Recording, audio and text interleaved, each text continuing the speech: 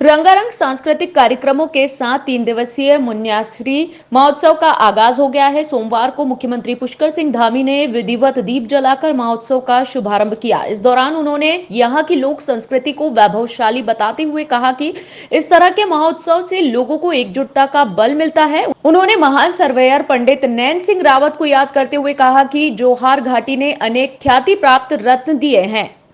यह अत्यंत ही गौरवशाली पल है कि मुझे इस 8 वर्ष पूरे होने पर मुन्याश्री महोत्सव, जो कि विश्व विख्यात महोत्सव के रूप में धीरे धीरे प्रचलित हो रहा है, आप सबके बीच में आने का शुभ अवसर प्राप्त हुआ है।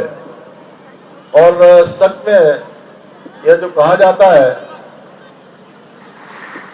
कि आखिर क्यों, ये यही आकर समझा जा सकता है कि सार संसार एक मुन्यार क्यों कहा जाता है। मुन्यारी का सौंदर्य पूर्णिमा की रात में चमकने वाले उस चंद्रमा की तरह है। उत्तराखंड के 1000 गांव में सोलर ऊर्जा से रोशन किए जाने के लक्ष्य पर काम शुरू हो गया है। उत्तराखंड में सौर ऊर्जा उत्पादन की असीम संभावनाएं हैं। सरकार ने 1000 गांव में बंजर पड़ी पूरब मुखी जमीनों को चिन्हित कर लिया है। सरकार चाहती है कि इन गांवों में सौर ऊर्जा से ही विद्युत सप्लाई की जाए। धामी सरकार का मानना है कि इससे स्थानीय रोजगार के साथ साथ सस्ती बिजली भी लोगों को मिल सकेगी।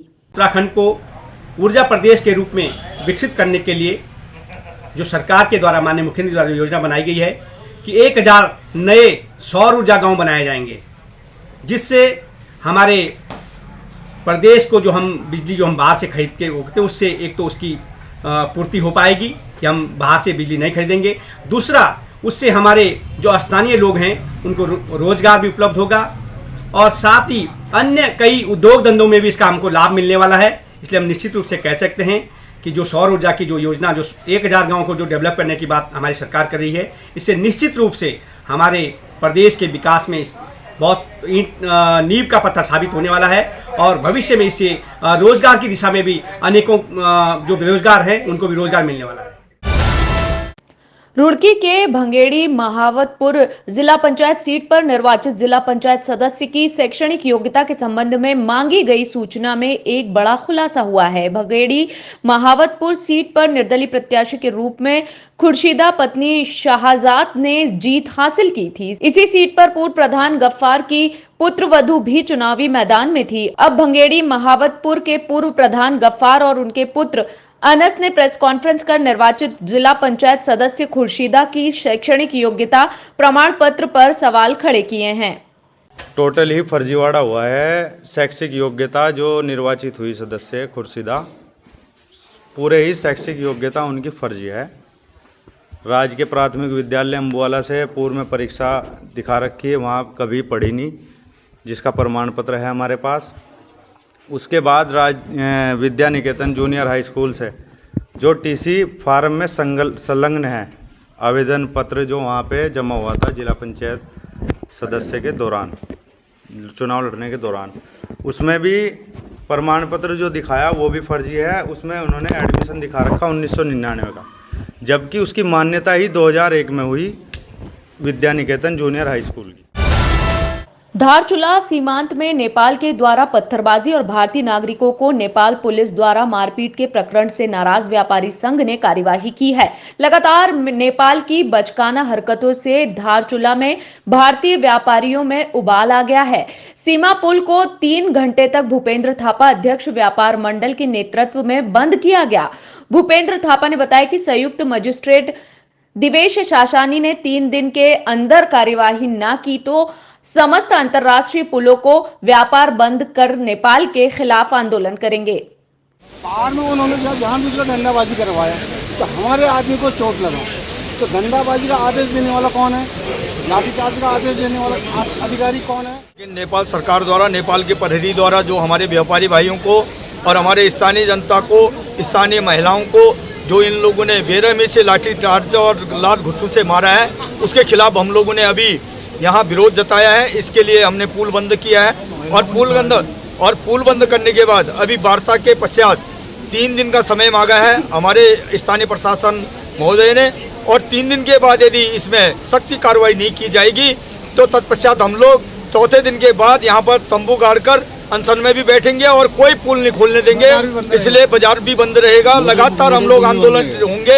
अभी मेरे व्यापार संघ वाले लोगों से बात हुई है। फिलहाल के लिए हमारी नेपाल एडमिनिस्ट्रेशन को कल हम लोगों ने क्लियरली बता दिया था कि उन्हें स्ट्रिक्ट एक्शन लेना पड़ेगा जो भी ये पत्थरबाज है। एंड अभी हमारी डीएम मैडम से भी बात हुई थी, तो अभी 2 दिनों के अंदर डीएम मैडम भी हमारे यहाँ पे आएंगे और मीटिंग करेंगे। डीएम मैडम और सीडीओ सर की जिस दिन मीटिंग होगी उसमें हम लोग क्लियर कट बता देंगे कि क्या क्या चीज़ें हैं, क्या क्या उन्हें एक्शन लेना पड़ेगा। एंड ये जो काम चल रहा है ये काम बिल्कुल कोऑपरेशन से ही होगा और ये काम भी डेफिनेटली पूरा होगा। उनके जो भी डाउट्स हैं उन डाउट्स या जो भी मिस इन्फॉर्मेशन चल रही है कि भारत तटबंध बना रहा है जिससे नेपाल को नुकसान है, वो सब फॉल्स है और उसमें अगर कुछ भी दिक्कत होगी तो उन्हें हम लोग पूरा क्लियर कर लेंगे। सड़क परिवहन और राजमार्ग मंत्रालय ने केंद्रीय मोटरयान नियम 1989 में संशोधन किया है। इसके तहत सभी भारी माल वाहनों और प्रभारी यात्री वाहनों की ऑटोमेटिक फिटनेस जांच 1 अप्रैल 2023 से अनिवार्य होगी। उत्तराखंड सरकार 2022 में ही इसे लागू करने जा रही है। इसको लेकर हरिद्वार के ट्रेवल्स व्यापारियों में काफी आक्रोश देखने को मिल रहा है। कुछ दिन पूर्व देहरादून के साथ पूरे उत्तराखंड में उत्तराखंड परिवहन महासंघ के आह्वान पर चक्का जाम किया गया था, मगर सरकार द्वारा कोई निर्णय नहीं लिया गया। आज इसके खिलाफ ट्रेवल्स व्यवसायियों ने विरोध प्रदर्शन कर सरकार का पुतला दहन किया। साथ ही सिटी मजिस्ट्रेट को मुख्यमंत्री के नाम ज्ञापन दिया।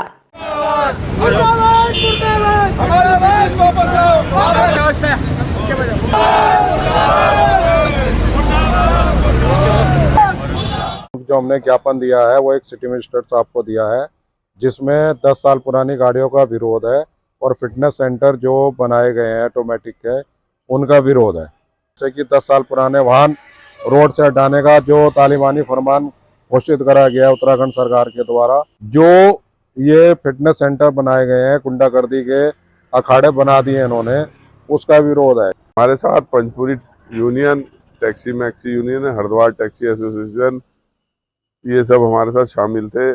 और हमने ये प्रदर्शन इसलिए करा, एक तो ये ऑटोमेटिक फिटनेस जो लाल तप्पड़ में इन्होंने लगाया है ये बहुत दुखदाई आने वाले टाइम में हमारे को साबित होगा, और अब भी हो रहा है, क्योंकि वहाँ पर कोई भी गाड़ी जाएगी वो पास नहीं हो पाएगी। फिर ये अपनी शर्तों पे हमारी गाड़ियों की फिटनेस करेंगे और आने वाला टाइम बहुत दुखदाई होगा। और हम मुख्यमंत्री और परिवहन विभाग से कहते हैं कि अगर वो अभी भी चेंज जाए, नहीं तो आने वाले टाइम में हम शहर में पूरे उत्तराखंड में चक्का जाम करेंगे।